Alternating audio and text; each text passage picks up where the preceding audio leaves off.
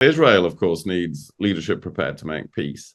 Mm, Now, that's going to take a long time, but I yeah. think it's no longer the case that outside powers outside the Middle East can resolve all the problems. We've got a big breaking story on our hands this afternoon.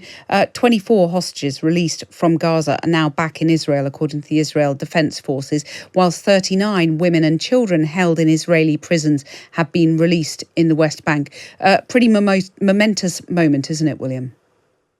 Yes, it is. It's a it's a rare bit of good news in this tragic conflict, and you can imagine for the people involved what an extraordinary moment it must be. How often they must have thought that they would never be free.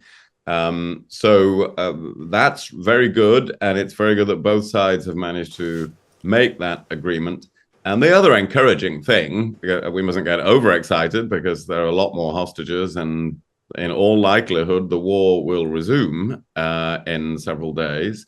But the other good thing is that an Arab state, Qatar, played a leading role in bringing this about.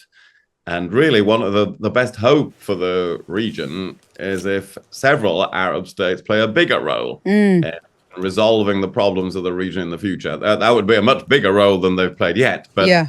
at least they've shown a willingness to do it in a way that has worked in freeing these hostages and prisoners. As everybody can see, one of the huge problems here is who is going to run Gaza in the future.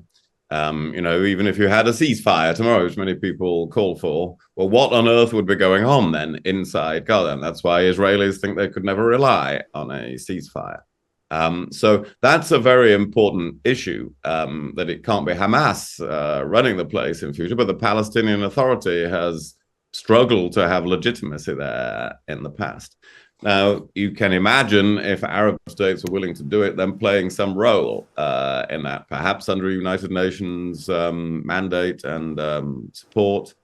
I think they're quite reluctant to play that role. Of course, there would be many difficulties in doing so, but they would be the logical countries to do that. And longer term, there needs to be from the Arab world a real effort to make sure that the Palestinian leadership is strong enough, but also realistic enough to make peace. Mm, And in return, Israel, of course, needs leadership prepared to make peace. mm, Now, that's going to take a long time, but I yeah. think it's no longer the case that outside powers outside the Middle East can resolve all the problems.